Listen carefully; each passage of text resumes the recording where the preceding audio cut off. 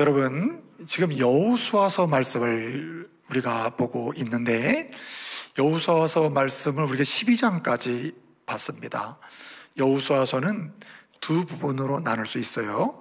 1장부터 12장까지가 전반부인데, 이 전반부는 이 가나안 정복 전쟁을 준비하고 정복을 하는 내용이 들어있습니다. 그래서 지난번에 12장까지의 모든 말씀을 정리하면서 가나안 전쟁을 준비해서 실제로 전쟁을 한 다음에 정복을 하게 됐는데, 이 전쟁을 거룩한 전쟁이라 제가 이렇게 말씀을 드렸습니다. 그 이유는 이스라엘 사람들이 잘 준비해서 잘 싸웠기 때문이 아니라 이스라엘 백성들의 하나님이 되시고, 그리고 사령관이 되시고 주인이 되시고 언약의 구원자가 되시는 전능하신 하나님께서 그들을 대신해서 싸우시고, 그들과 함께 싸우시고, 그들을 위해 싸우셔서 그 승리를 이스라엘 백성들에게 준 것, 그것이 바로 정복전쟁이기 때문에 그렇습니다. 이스라엘 사람들이 싸웠죠. 그러나 실제로 누가 싸웠느냐? 12장까지 내용을 보게 되면 하나님이 싸우시고 하나님께서 그 승리의 선물을 이스라엘에게 준 것, 이것이 가나안 정복전쟁을 말씀해 주고 있는 것입니다. 여러분, 그래서 가나안 정복전쟁 전반부 12장까지를 보게 되면 두 단어로 요약을 할 수가 있는데, 첫째는 건너라 하는 것이고, 둘째는 정복하라 하는 말인데, 한마디로 취하라 하는 거예요. 취하라. 그래서 히브리 동사로 굉장히 중요한 말이 있어요. 하나는 건너라, 아바르라고 하는 말인데, 이 말은 자기가 뭘 준비해서 건너는 개념으로 쓰이지 아니하고 믿음으로 건너는 것을 의미합니다. 믿음으로 건너라, 아바르라고 했고, 그 다음에 건너가서 뭐하라 그랬습니까? 정복하라고 했어요. 정복하라고 했는데, 근데 이 정복하라고 하는 말을 뭐 전투에서 싸워서 가져라 이렇게 된 개념이 아니라, 이 정복하라는 말이 말하자면 라카우라고 하는 히브리 동사로 쓰였는데, 이 라카우라고 하는 말이 굳이 영어로 하면 테이크예요. 테이크 플레이스예요. 한마디로 뭐 에컨데 또 해부의 개념이 있습니다. 그냥 가서 가지라는 거지, 싸워서 뭔가 네가 정복해버려라 하는 이런 의미가 아니에요. 그러니까 믿음으로 건너가라, 믿음으로 가져라, 이 두 단어가 12장까지의 핵심 단어입니다. 그러면 믿음으로 건너라는 뭘 건너는 거죠? 요단강을 건너는 거죠. 요단강을 건너야 가나안 땅을 정복할 수 있으니까. 두 번째는 건너가지고 뭐라 그랬습니까? 가져라 그랬어요. 가져라, 정복해라, 한마디로 가져라 그랬거든요. 라카우 했어요. 그냥 갖는 겁니다. 뭘 피를 흘려가지고 수고를 해가 수고의 결과로 네가 얻는 이런 개념을 설명하지 아니하고 그냥 가져라고 그랬습니다. 그러니까 요단강을 건너라, 아바라 할 때도 건너긴 건넜죠. 어떻게 건넜습니까? 이스라엘 사람들이 뭐 댐을 막아가지고 길을 낸 것도 아니고, 그 당시 우기기 때문에 배를 만들어서 배를 타고 걷는 것도 아닙니다. 말씀드린 바처럼 하나님께서 요단강을 가르셔서 드라이랜드, 마른 땅을 만들어서 길을 내셔가지고 요단강을 그 양쪽에 물이 흩어지게 한 다음에 그 길을 건넜단 말이죠. 네? 그러니까 이 아바로 한 것도 은혜랍니다. 은혜. 하나님이 건너주신 거예요. 아멘. 건너주신 거죠. 그 다음에 가서 라카우, 취하라 했어요. 사실 첫 번째 전쟁부터가 뭐합니까? 아무것도 한 게 없어요. 이스라엘 사람들이 어떻게 했습니까?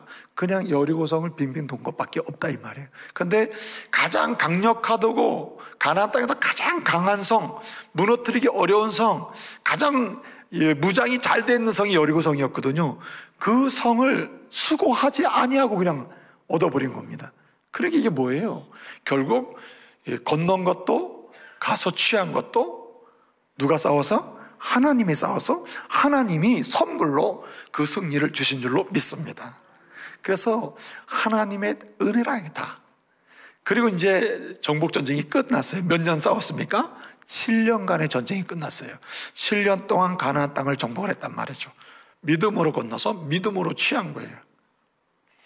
그리고 나서 이제 13장부터 오늘 21장까지인데, 이제 땅을 정복을 했으니까 이 정복한 땅을 이스라엘은 12지파로 되어 있습니다. 12족속으로 되어 있는데 12지파에게 나눠줘야 하잖아요. 나눠줘야 하는데 오늘 13장부터 21장까지는 정복한 땅을 분배하는 스토리가 여기 기록되고 있습니다. 13장부터 21장까지입니다. 그래서 21장 오늘 43절부터 45절 보면 뭐라 그랬습니까? 하나님이 맹세하사 주리라 약속하신 그 땅을 이스라엘 백성들이 차지하고 이제 그 땅에 거주하였으니 어떻게 됐다 그랬습니까? 44절을 보니까 그 땅에 안식이 임했다. 안식이 임했다. 평안이 임하게 됐다. 그리고 잘 살게 됐다. 약속한 땅은 하나도 남김없이 다 정복했다. 이렇게 결론적인 말씀을 해주고 있습니다. 그러니까 이게 무슨 얘기예요? 약속해 주신 말씀 그대로 다 하나님이 승리하셔가지고 그대로 선물로 줬다는 말이죠. 그리고 그것을 분배받아 이제 가서 살게 됐다는 말입니다. 자, 그런데 이제 이 정도 되면 12지파가 이제 본래 이스라엘 사람들이 요단강을 건너서 가나안 땅을 정복할 때 그 베이스 캠프로 쓰던 지역이 길갈이라고 하는 곳이거든요. 길갈에 진을 치고 가서 전쟁하고 돌아오고 이렇게 했단 말이에요. 그 7년간의 전쟁을 마치고 나서 13장 1절에서 그 베이스 캠프에서 12지파들이 다 모여 있는 거예요. 모여 있는데 이 12지파 사람들에게 이제 땅 분배를 시작하게 된 겁니다. 기대가 충만했겠습니까? 아휴, 이제는 참 인생 살맛 안 난다, 이런 분위기였습니까? 기대가 충만하지 않았겠어요? 7년간의 전쟁을 한 다음에 이 땅을 분배받게 됐으니까 얼마나 감동입니까? 그런데 하나님께서 이렇게 말씀하시는 거예요. 13장 1절에 길갈에서 여호수아에게 말을 합니다. 여호수아야, 네가 나이가 많아 늙었는데 나이가 얼마나 많겠습니까? 그렇죠? 나이는 표기되지 않았습니다만 그 상태에서는 얼마나 나이가 많겠어요. 출애굽한 애굽에서부터 나온 사람이 딱 두 사람인데 여호수아와 갈렙이거든요. 근데 나이가 얼마나 많겠어요? 네가 나이가 많아 늙었다. 이제 땅을 분배하라, 이렇게 말씀하시는데 땅을 분배하라 명령을 하시기 전에 그 전에 한 가지 말씀을 하십니다. 13장 1절에서 이스라엘 백성들이 아직도 정복하지 못한 땅이 많이 남아있도다 라고 말씀하시면서 정복하지 못한 땅을 13장 2절부터 쭉 설명을 해요. 그 땅이 지금으로 말하자면 이제 그 가자 지구랄까요? 이제 그 팔레스타인 지역, 지금의 그 지중해 해안선을 따라서 그때 형성돼 있던 블레셋이라는 나라가 그대로 있었고요. 남쪽으로 더 내려가면 이집트랑 국경을 맞대고 있는 가나안 땅이 아직도 미정복 지역이 있었습니다. 그리고 북쪽으로 가면 레바논이라고 하는 그 땅이 여전히 정복이 안 된 상태이고, 그 다음에 내륙으로 들어가도 아직도 정복되지 않는 지역이 많았습니다. 그러니까 여러 지파들이 땅을 분배받을 때 어떤 기대가 있었겠어요? 이제 중요한 지역을 다 정복했으니까 우리에게 살고 싶은 도시 그 지역을 우리 지파에게 줬으면 좋겠다, 이런 마음이 있는 거 아니에요? 근데 하나님께서 그걸 나눠줘라 이렇게 말씀하지 않고 정복하지 않은 지역이 많은데 그걸 쭉 나열하면서 그 지역을 딱딱 잘라가지고 분배해줘라 이렇게 이야기하는 거예요. 그러면서 왜 그렇게 분배하겠어요? 각 지파별, 지금까지는 지파가 연합해서 7년간의 전쟁을 통해서 정복을 했다면 지금부터 정복하지 않는 지역을 잘라서 땅을 분할해 줄 테니 각 지파별로 가서 전쟁을 하라는 거예요. 이 심리적인 머뭇거림이 시작됐습니다. 그럴 때 하나님께서 여호수아에게 제일 먼저 어느 지파에게 땅을 분배하라고 말씀하십니까? 13장 6절 이하를 쭉 보면 이제 8절에 쭉 나오는 말씀인데, 요단강 동편의 지파들에게 땅을 먼저 분배하게 합니다. 근데 사실 알고 보게 되면 요단강 동편은 지금의 요르단이에요. 가나안 땅이 아닙니다.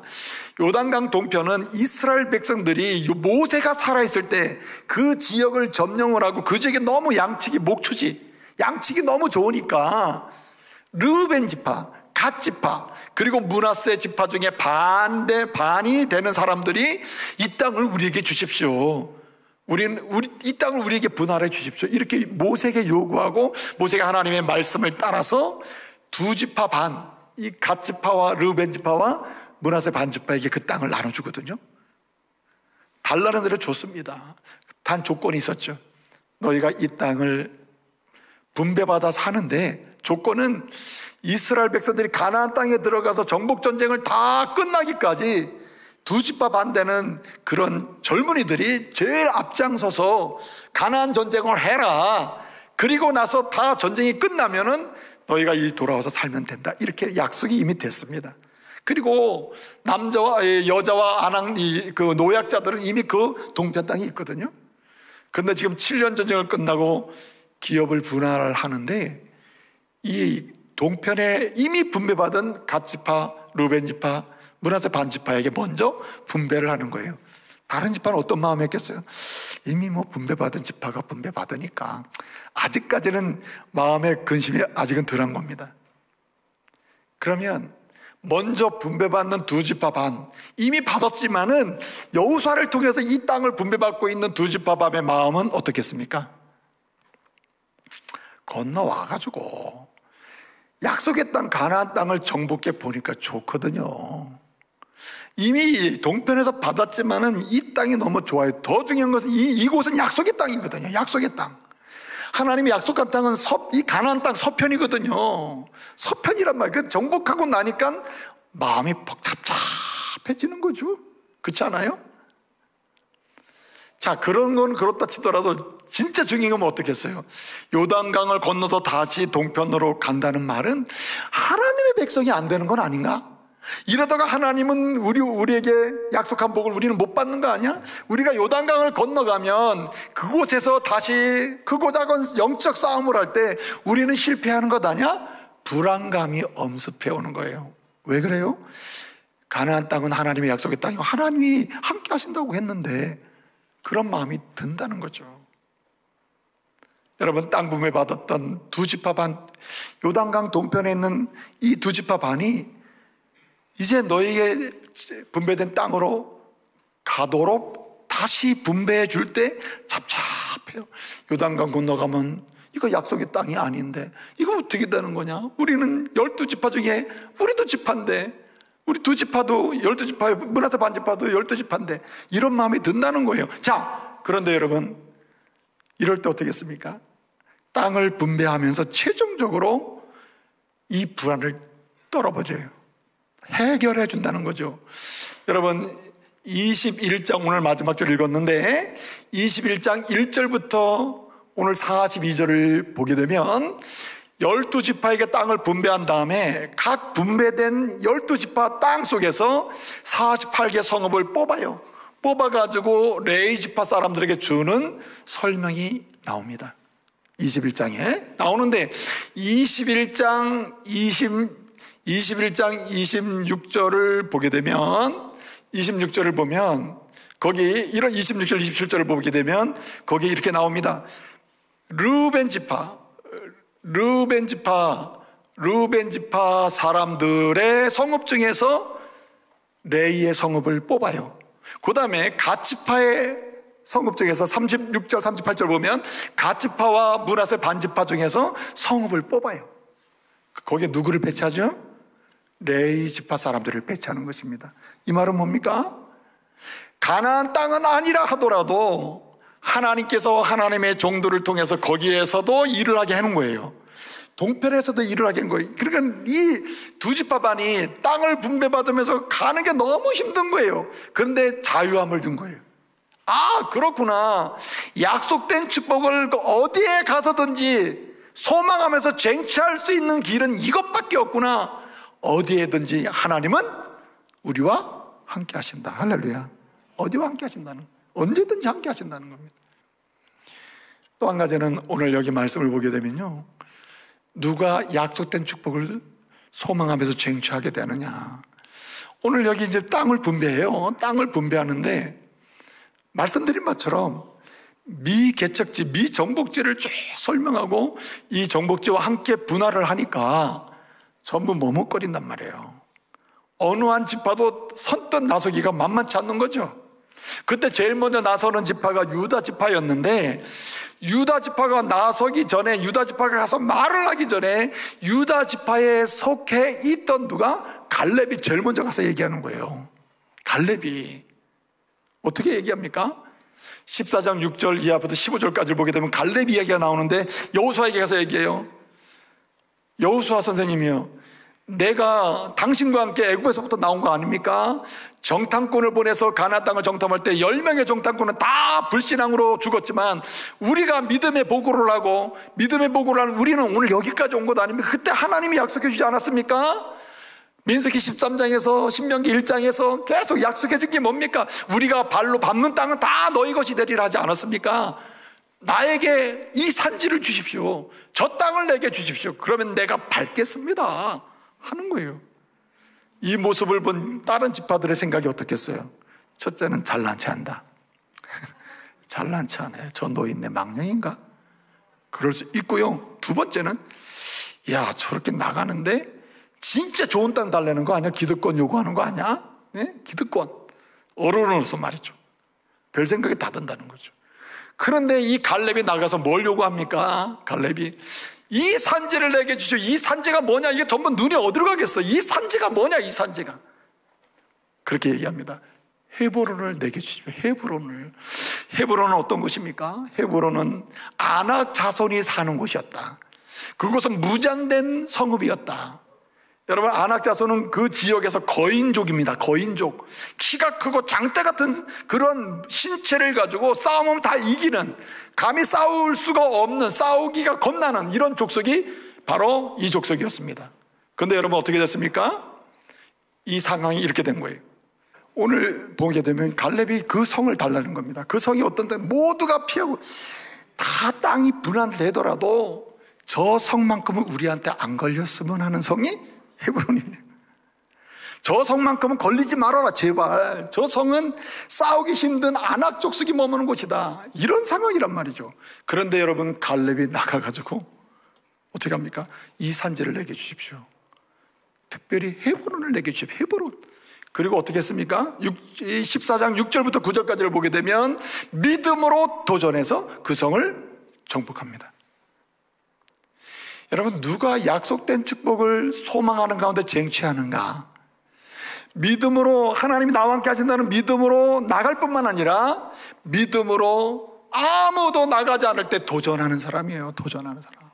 믿음으로 도전해 나가는 사람 앞에는 하나님이 약속된 축복이 경험되고 체험될 기회가 생기는 것입니다. 움직이지 않는 사람에게는 절대로 기회는 놓여지지 않는 것이죠. 그래서 여러분 보게 되면 이스라엘 백성들이 말해요. 이스라엘 백성들이 이제 땅 분할받는 걸 자꾸만 지체하잖아요. 미루잖아요. 길갈에서 땅을 분배하기 시작했는데 유다 지파, 에브라임 지파, 므낫세 지파까지만 끝내고 멈춰버렸습니다. 땅 분배가 다 머뭇거리는 거예요. 예?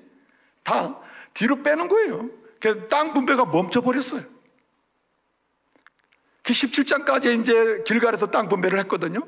그런데 세 번째, 여러분, 땅 분배가 이제 멈춘 상태에서 여호수아를 통해서 하나님이 어디로 이동하게 하냐면 실로라는 곳으로 이동하게 합니다.